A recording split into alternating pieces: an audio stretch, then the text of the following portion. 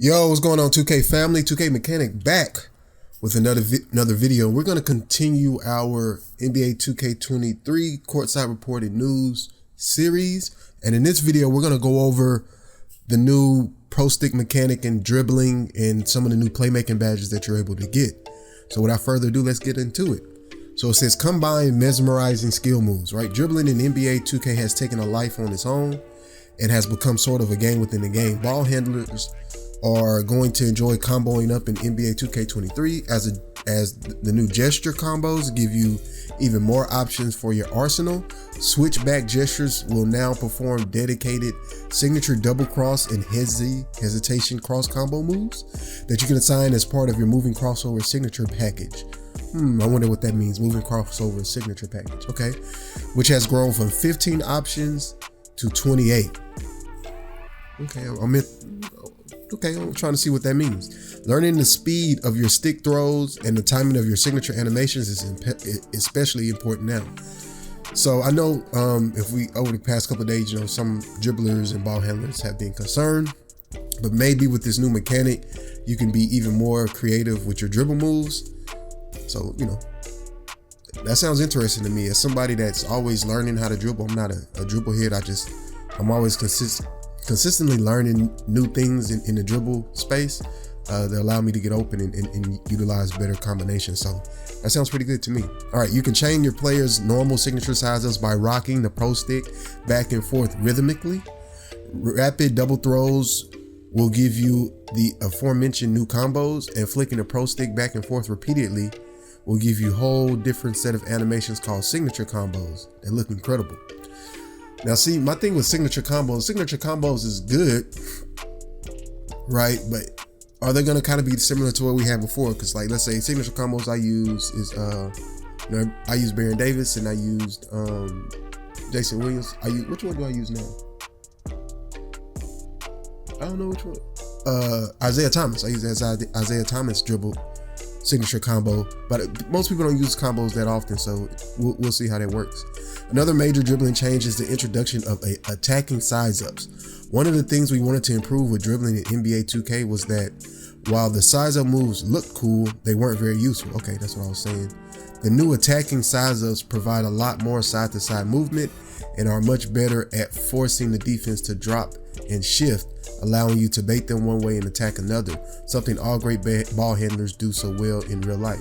So with this paragraph, it sounds like they want to get rid of the do move, speed boost left, do a move, speed boost right, or between the legs, or however we were doing it this year and the previous year. They're trying to get back to more ball handling and the shiftiness of moving side by side, and how well you put these combinations together will enable you to separate yourself from other dribblers. So that's interesting. I want to, can't wait to get my hands on that and see how that works. Last paragraph, while it's fun to clown your opponents with a flurry of flashy dribbles, we don't want to encourage players to dribble the entire shot clock out while their teammates fall asleep.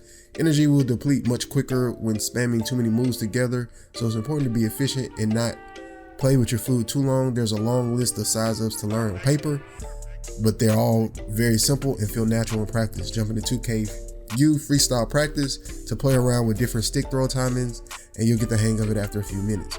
So it sounds like overall they tried to create a new system, and maybe it's something they've been working on, right? Create a new system where you can do, when you going left, right, whatever, stick throws and stuff like that, and switch gestures, whatever they call them. You putting all these combinations together give you the ability to go left, right, in certain, left, right, back, whatever we're doing, in conjunction with their new adrenaline speed boost mechanic that we'll get into in another video. So it sounds interesting, y'all. Sounds like, if you're a good dribbler, then you'll be able to figure the system out and put things together, right? So, but keep in mind, there will still be a meta of which one are the best, which moves are the hardest to stop, and that's what a lot of people are going to be doing. Not necessarily that you have to do that, but this is what people are going to be using. All right, so let's finish up and let's look at some of the new badges for playmaking, y'all. All right, so it says playmaking. So one new badge that they have is killer combos, improves the dribbler's effectiveness with size up dribble moves, basically a combination of last year's quick chain and tight handle badges. So a thing that I'm noticing is that with the new skill tree system or the new badge tier system, right, they're combining a lot of moves to make sure they don't have unnecessary badges, right? So when you unlock a certain tier and moves in that tier, the moves should be useful. So they're just putting the useful moves together to reduce to reduce the amount of badges and stuff like that. So that's a pretty good thing. I don't know about putting quick chain and tight handles together. I don't know. Quick chain is already kind of OP. Not OP. Quick chain is a good badge, and then you put it with tight handles where we stunning people. I don't know, but you get ankle braces as a defender, or if you want to have defense. So I guess that's pretty good. Clamp breaker helps ball handlers win more on one body bump confrontations to counter clamps. Okay, it sounds like with this badge, so somebody has clamps. I mean, we weren't getting body ups like that on these small little guards like that anyway, but you were still able to get some body ups. But it sounds like they're trying to go for a more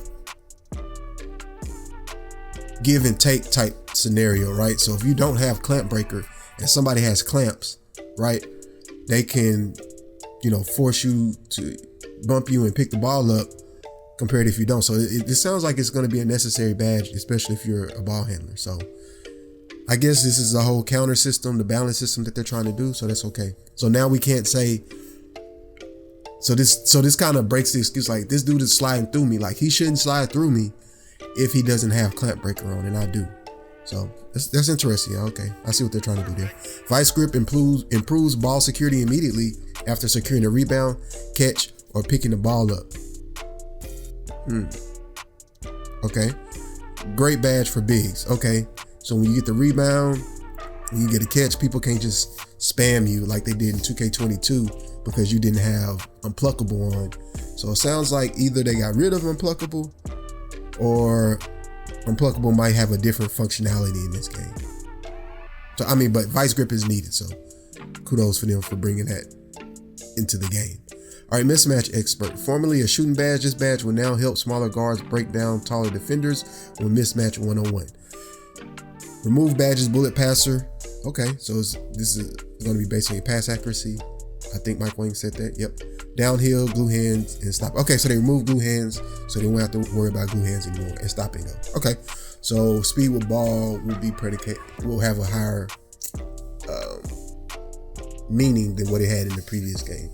Okay, so that makes sense. But mismatch expert. So it was a shooting badge that allowed you to shoot over taller players, right? So I've seen a lot of people talking about if mismatch expert should only apply to like power forwards or centers, right?